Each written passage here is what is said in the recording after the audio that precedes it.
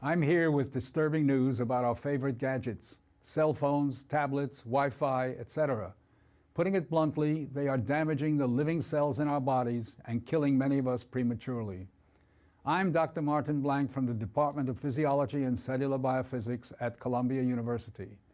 It is distressing for me and more than 160 colleagues who today are petitioning the United Nations requesting that they address this problem.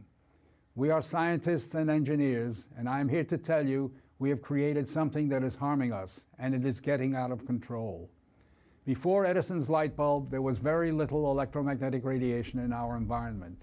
The levels today are very many times higher than natural background levels and are growing rapidly because of all the new devices that emit this radiation. An example that a lot of us have in our pockets right now is the cell phone. One study shows that as cell phone usage has spread widely, the incidence of fatal brain cancer in younger people has more than tripled. We are putting cellular antennas on residential buildings and on top of hospitals where people are trying to get well. Wireless utility meters and cell towers are blanketing our neighborhoods with radiation. It's particularly frightening that radiation from our telecommunication and power line technology is damaging the DNA in our cells. It is clear to many biologists that this can account for the rising cancer rates. Future generations, our children, are at risk. These biologists and scientists are not being heard on the committees that set safety standards. The biological facts are being ignored, and as a result, the safety limits are much too high. They are not protective. More protection will probably result from full disclosure of possible conflicts of interest between regulators and industry.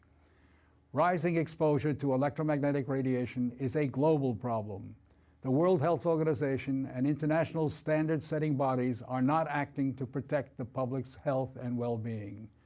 International exposure guidelines for electromagnetic fields must be strengthened to reflect the reality of their impact on our bodies, and in particular, on our DNA. Although we are still in the midst of a great technological transformation, the time to deal with the harmful biological and health effects is long overdue. We are really all part of a large biological experiment without our informed consent. To protect our children, ourselves, and our ecosystem, we must reduce exposure by establishing more protective guidelines.